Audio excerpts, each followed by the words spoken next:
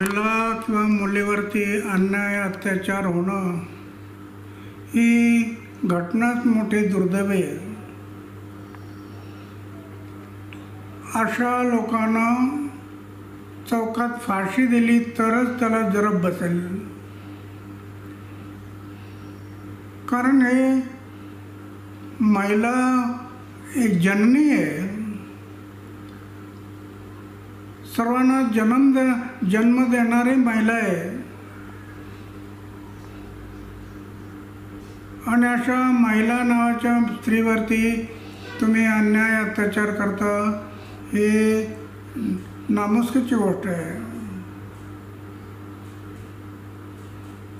म्हणून एक तर यांच्यावर जास्त सक्त सजा कशी होईल याचा प्रयत्न होणं गरजेचं आहे आणि तातडीने होणं गरजेचं आहे. विलंब नको होता.